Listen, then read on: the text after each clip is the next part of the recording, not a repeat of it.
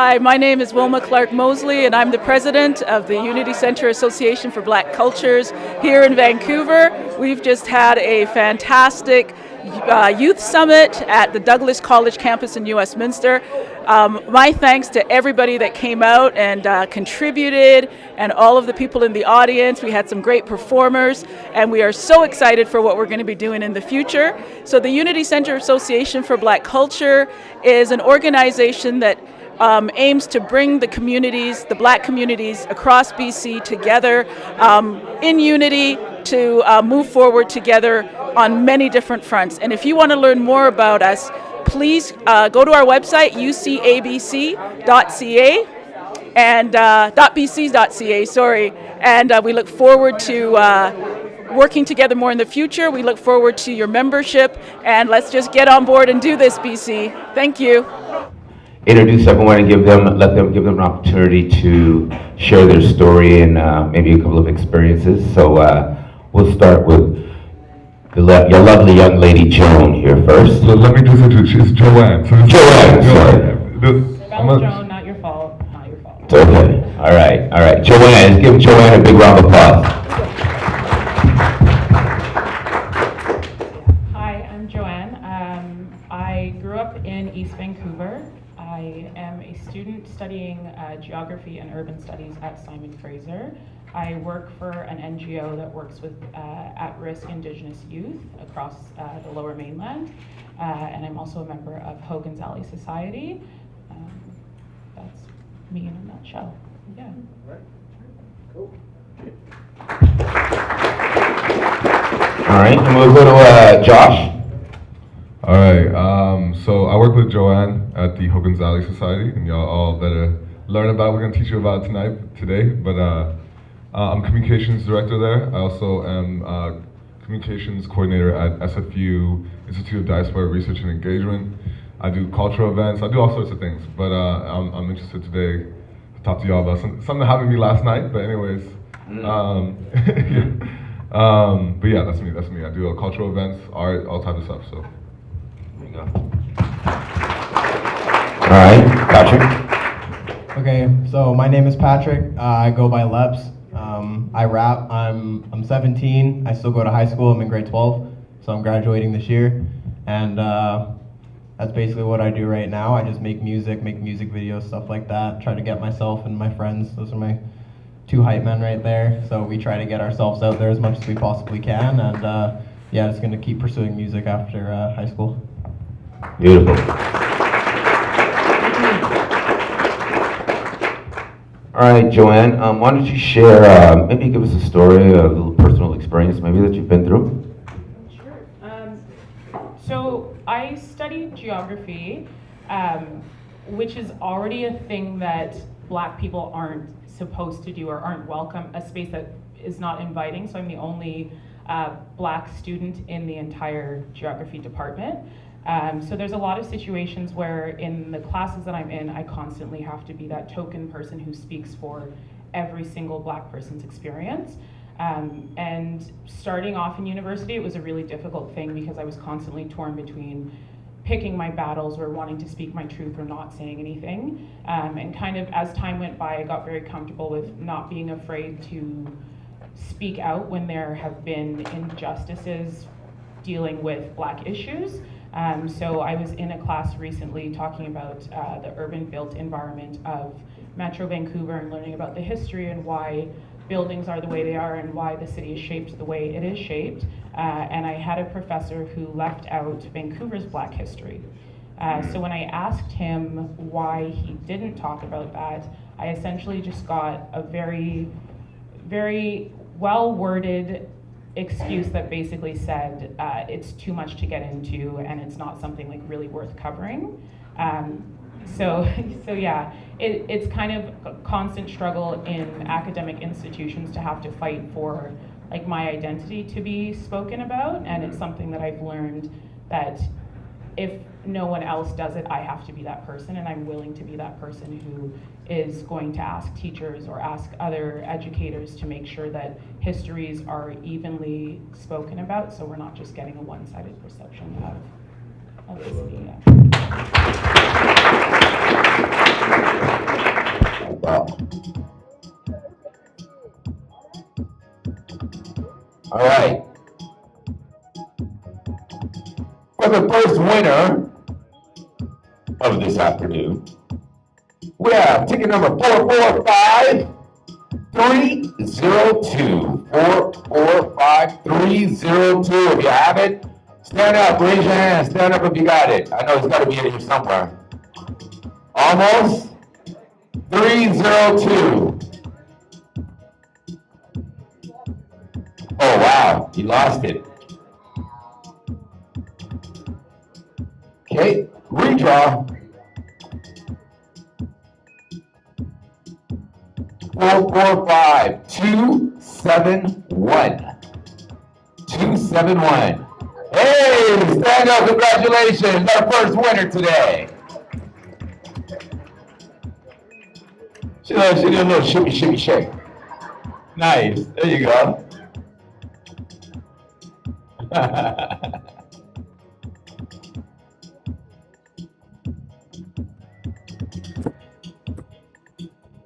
All right, 445 for a second draw here. 445285. Hey, we have a winner. Congratulations.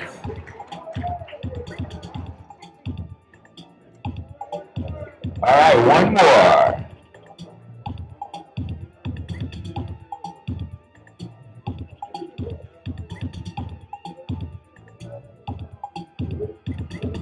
Ticket number, oh, I love the even numbers. 445 300. Oh, there we go. Congratulations. Going out to you, yes.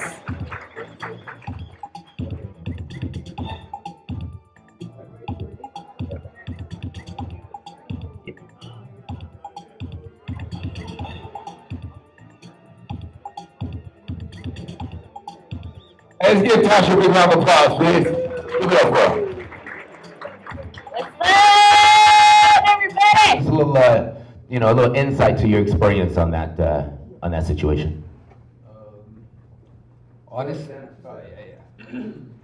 Honestly, like just wearing anything like other than black and white, you can like draw so much attention with that. And like me, I like to go out and wearing like just random layers on top of layers, and like you just see like honestly on every block I can probably catch one person just staring me like dead in my eye, like judging me like from top to bottom. I can look at them and I can watch their eye just go up and down my clothing, and like I just want to do me, right? So I'm just doing me, and I don't really care if you look at me, it's whatever. So I'm gonna still do me, but like that's how I feel. I just feel like I'm almost on every block just for wearing like what I want to wear. I'm getting judged and like looked up and down just by doing that.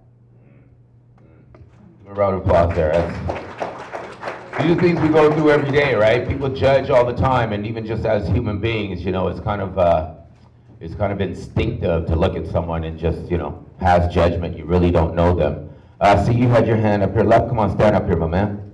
I'm gonna ask you ever been judged on your hairstyle?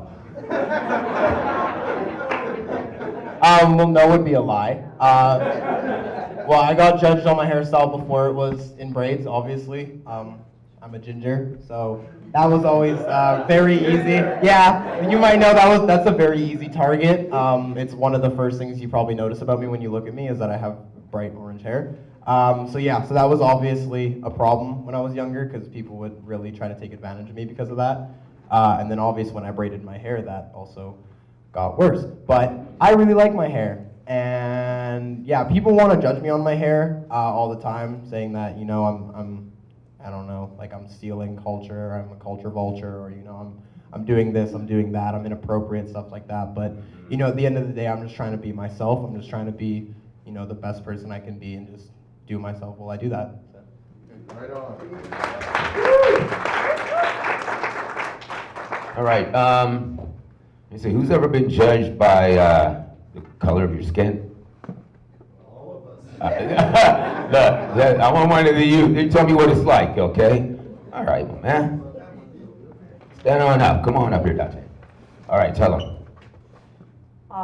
I've been called many names. Obviously, you guys know what I'm talking about. And, well, even just walking around, you see people staring at you all the time, just because of your skin color. I'm the one black kid in my school, so it's. That's about it. Yeah. Hey, give him a round of applause. You know what? That's a lot of pressure. There you go. You get yourself a shirt there. That's a lot of pressure. I've been in situations like that too, man. And I grew up in the States, down in the Stateside. I went to all boys Catholic school. Oh boy, I'm just going right here, my man. Stand up. Don't be shy. We all family.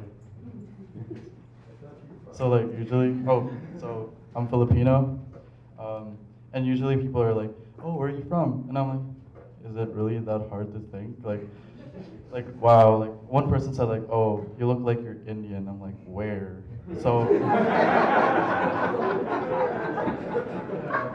so a lot of people usually just do assumptions. So, oh yeah, I'm Asian, and being generalized is very stereotypical in a sense. Because saying oh, being Asian is oh yeah, I'm Asian because I'm part of Southeast Asia, or just in general, they put stereotypes on you.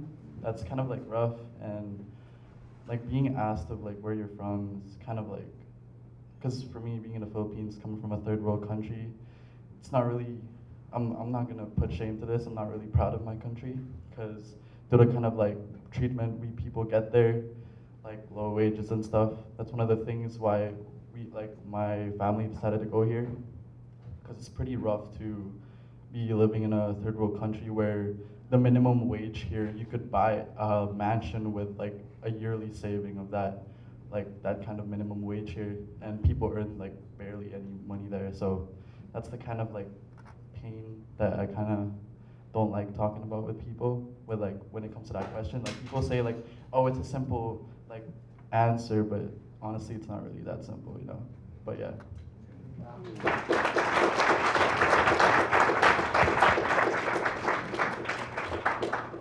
There you go. Okay, let me see a show of hands here. All right.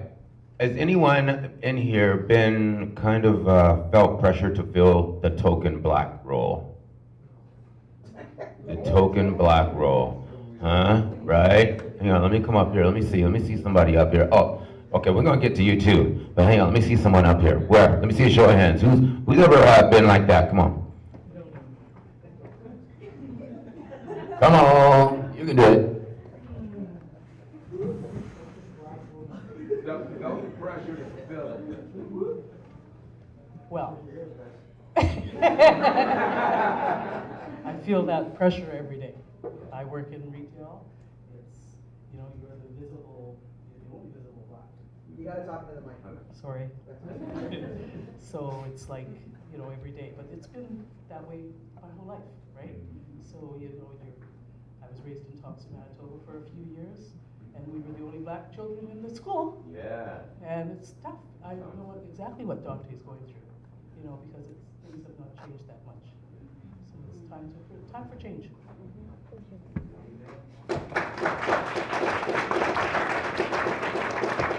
What's your name? I should have asked everybody else too. I'm a little late, but delay button. What's your name? Allison. Allison, stand on that. Okay, so I'm Allison. I am a scientist, so at every conference, at every hospital, people are looking at me like, what are you doing here? You seem out of place, and when they find out I'm a scientist, everyone's always wondering oh, how? What happened, Yeah, right, yeah. Yeah, let's give her a round of applause, exactly. We need more science. Let's see. Anyone made assumptions about your preferences? Does anyone assume that you like a certain type of music or that you like a certain type of food? Huh? Here we go. Oh yeah, here you go. Same name. Hi, my name is Raphael. I grew up in a white household, and my parents actually listen to more rap than I do. I like rave. You'll see me crowd surf at a rock concert. You will not see me listen to R&B or rap. I grew up with my parents listening to Biggie and Tupac, and to this day they still do. They're white.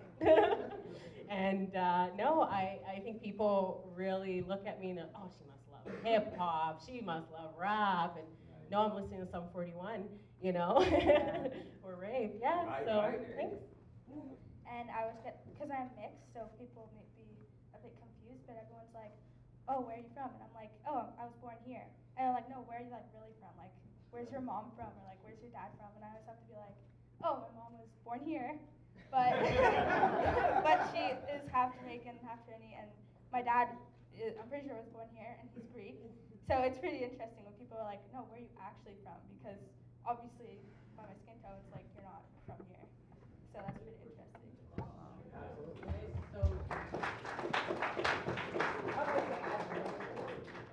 I'd like to add to that what she said, which is interesting because my family is, my mom's side of the family is like, you know, part of the first 12 black families that came to Canada, to Maidstone, Saskatchewan. And so when people ask you, where are you from? I'm like, well, I'm Canadian. And my dad's family is from Halifax. So they're like, well, where are you from? Well, I'm Canadian. And they're like, okay, well, where's your parents from? Canada. Yeah. Where's their parents from? Canada. You know, so it's like, you know, I think the question always becomes is, what is your heritage? Like, yes. Is it Caribbean? Is it African? Well, you know, I mean, my people probably came on a slave ship somewhere to the States and then eventually came here. You know, my father's family comes from Trinidad on the other side, but I mean, it's like so far back that, you know, we're Canadian. Right. I'm a true Canadian. Yeah. Team B to maybe just come over here a little bit. Okay. I think we need one more. Yeah, we need one more. We need one more. Sorry, come on down, Elsie. Love it. Okay, so we got two teams. I'm gonna let Allison talk a little bit more about the rules and how this game is gonna be played, and then we'll begin. Yeah, so this is a simple family feud. So we'll ask a question. One team will get the chance to answer. We give them 20 seconds. If they don't get it right, the question goes to the next team. They also get 20 seconds. If they don't get it right, no one gets the point. All right, so one question, one correct answer is 1 point. The audience can help. If they're struggling, you know, help them out. Yeah, don't jump in right away. Give them a chance. at least 10 seconds. Let them sweat first, you know? Yeah. And okay. Tasha's gonna keep track of points. Yes. No cheating. Yeah. Okay, so we're gonna start today. So our host today is UCABC, naturally. This question is gonna go first to Team A, and we're gonna alternate it. Team B will get a chance afterwards. I'm rooting for you guys, so don't let me down. You're close to me, all right? Okay, so, is the... Oh yeah, we're supposed to have a PowerPoint. Technical but we're having technical difficulties. If anyone's good with like anyone familiar with this whatever, system? you know, what's it called? Projector? Yeah? We're not getting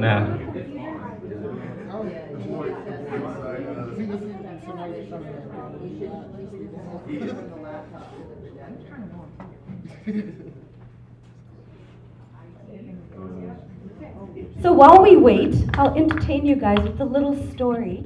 So for you youth out there who maybe don't like school or not everything's easy, I failed organic chemistry at UBC, but I still passed in the end with 55%. Okay? What matters is you don't quit. You try again and you get it. You know, you can't get discouraged if you do bad one time. Because you know what? You're gonna have a bad day. You're gonna have this exam where you're gonna feel like, okay, like, did I go to this class? You know what I mean? So just hang in there. We might have to do this without the audio, you know, the PowerPoint. Okay, so eventually it might pop up. So we'll, again. Switch it. Yeah, switch it. Boom. Here we go. I wonder if we could turn off. Shots fired. Oh, all right. There we go. DJ Alibaba in the building. Hey, no. I can't take credit for the women doing it. Hey. Thank you. Another interesting fact, this year, Black Canadian History Month is focused on women. So, hey, Right. there we go. Amen. Okay, so our host today is UCABC, naturally. Can anyone tell us what does UCABC stand for? Is it A, United Collective Association of Black Canadians? Is it B, Unity Center Association for Black Cultures? Or is it C, Unhappy Canadian Association of Black Carpenters? B. And that is correct. So UCABC does stand for the Unity Center Association for Black Cultures. They want to unify, promote, and integrate Black culture into Canadian society. Next question. Okay, there you go. Okay, when was Black History Month recognized nationally in Canada? This question's for Team B. A, 1995, B, 1970, or C, 1926? 1995. Woo! Ding, ding, ding, ding, ding. That is correct. Amen. So Black History Month in Canada did start officially nationally in 1995 following a motion that was passed in the House of Commons by the first Black woman who was elected to the House of Parliament, the Honorable Jean Augustine. Wow. Good job, guys. It's my team. We're even, okay? Moving on to the next question. Harriet Tubman contributed to Black Canadian history, true or false? Trick question, guys. B. B. No. Okay. Does Team B want? So yes, Harriet Tubman did contribute to Canadian Black history because she helped a lot of slaves from America escape through the Underground Railroad to Canada, and she actually lived in Ontario for 10 years herself, and she often welcomed into her home fugitives that were fleeing from America still. Wow, yes. Good job. You keep the scores, right? Keep it. Okay. True or false? Douglas College is named after Sir James Douglas, a mixed-race man.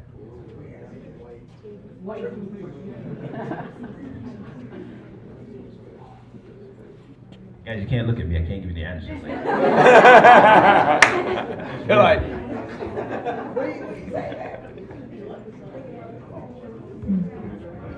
Five. Wait, Four. no, hey. It's been 20 seconds. Sorry, guys. Boom. Team A, what do you think? Yes, it's true. The picture doesn't show it very well, but his dad was Scottish and his mom was a free Black woman. So yeah, he was mixed race. He was actually considered the father of modern day BC. He was the first governor of BC who was knighted by order of Queen Victoria herself. Loving the history here, guys. loving the history. Moving on to our next question. This now again question is for Team A. What is Hogan's Alley? We heard a lot about this today. Okay. Is it a bowling alley named after Hogan, a Black pioneer of the Underground Railroad? It's C. Oh, you guys are quick! Yes! We'll just put up there. All right. Yes. So it is C. Hogan's Alley was a Vancouver neighborhood, downtown, close to in Main Street area. and it was known for its largely African Canadian population. Unfortunately, it was leveled to build the Georgia Viaduct.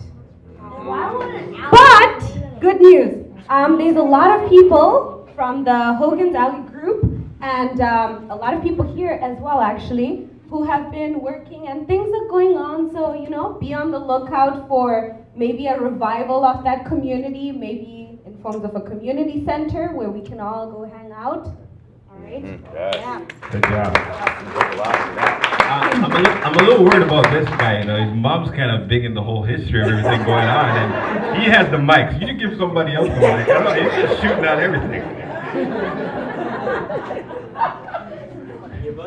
You chose the wrong team. Good job, good job, good job.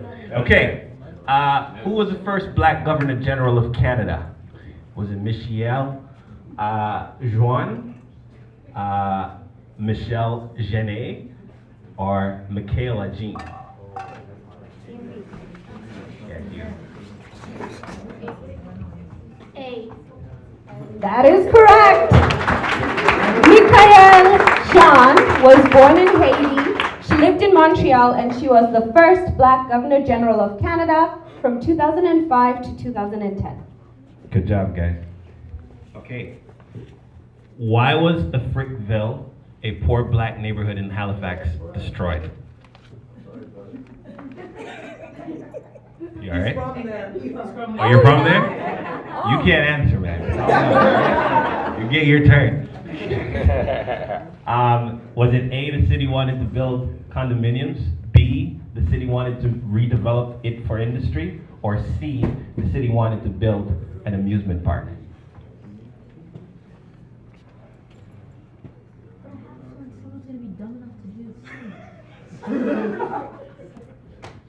I think it's B. And that is correct. We'll ask the man himself to give us a little more of the background, since he's from there. Love it. No, they just took the city from the people. You know, people were gone, and they just gave them $500 and took the land. Wow. Wow. People still have, you know, what do you call certificates for land. Wow. And they don't get them back. There's a guy, Carberry, right now, he still sits on the land, won't give it up. Yeah, to this day. Wow. That's history for you right there. Round of applause for that one, guys.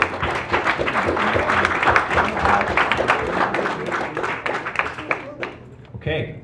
What was Viola Desmond arrested for? If you guys saw the TD commercial, you should know this. Was it A, tax evasion? Was it B, tax fraud? Or C, tax violation? You bank with TD? I mean, you're looking at it. Do you bank with TD?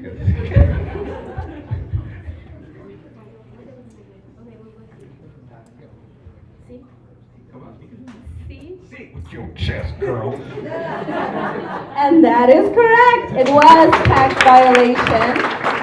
So what actually happened is she went to the theater. She was a black business owner. She owned a hair salon in Nova Scotia. And she went to the theater and wanted to sit in the main area. You know, she wanted a good seat, but they only would let black people sit in the balcony. So she bought her ticket, sat in the main area anyways, got arrested, and they said it's because she didn't pay the 1 cent difference between the price of a ticket in the main area and the price for the ticket in the balcony. So she was jailed overnight and had to pay $20 to get out of jail and $6 in court fees. Wow, tough times. So we're actually tied, FYI. Okay, so are we tied, scorekeeper? 4-4. Okay, so I know you did kind of a little sneak peek. That wasn't fair, but all right. So this one's gonna go by raise of hand. Okay. We're gonna need help from the audience. Okay. It's gonna be A or B team. Okay, we'll go to the next question. There was slavery in Canada for over 200 years. I think it's my team. Yeah. True or false? Yeah. Yeah, B team.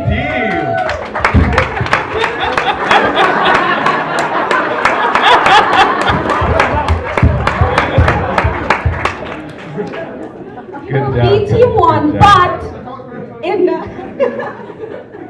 but because we are nice people, simple, because we're Canadian, everybody gets a prize.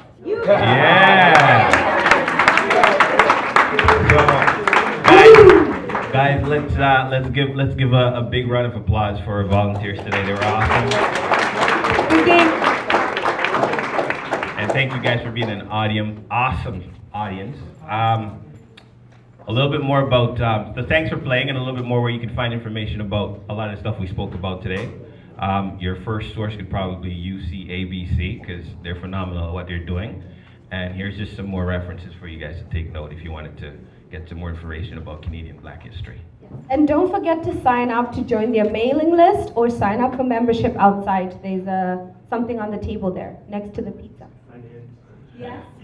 Thank you guys. Sign in. Thank you guys for playing, and it was fun. Thank you. Thank you. Let's give a big round of applause for Jermaine and Allison. You know I'm putting my sleep, ayy. Try to get that little bitty. Vancouver in the nighttime. You know I'm putting my sleep, ayy. Try to get that little bitty. Vancouver in the nighttime. And the lights be looking litty. Van City, Van City, Van City, Van City. Thank you so much. Let's go, Vancouver. We're gonna be famous soon. Let's go.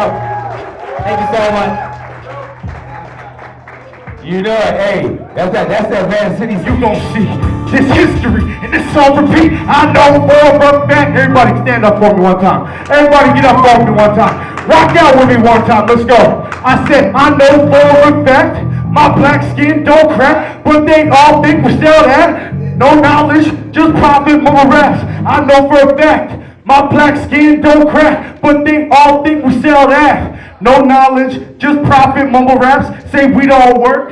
They don't know the struggles, never felt that hurt. Now it's not whether they believe you. No need for that belief, they will see you. Thank you, everybody. Hi, my name is Tasha Clark. I am the Assistant Treasurer for the Unity Center Association for Black Cultures. We are a local nonprofit in BC, particularly in the Lower Mainland, and we started 2012 and were registered in 2015 as a nonprofit. And a lot of us have had the honor of growing up in Vancouver, and we always felt that something was missing in this city. Unfortunately, it's very rare that we find events like this that celebrates Black culture and Black history in an empowering and uplifting manner, and we really wanted to create an event this year that celebrated our accomplishments and achievements. So we are thankful to everyone, the speakers, the entertainers, everyone who came out today to support this event. This is the first of many that you will see. We would love for you to get on board. We need all hands on deck for this movement to be successful. So if this is an organization that you can see yourself supporting, feel free to visit our website. It's www.ucabc.ca. We also have a Facebook page. You can find us there at Unity UCABC, in addition to Instagram and Twitter at Unity UCABC. Thank you so much for joining in, and we hope to see you soon.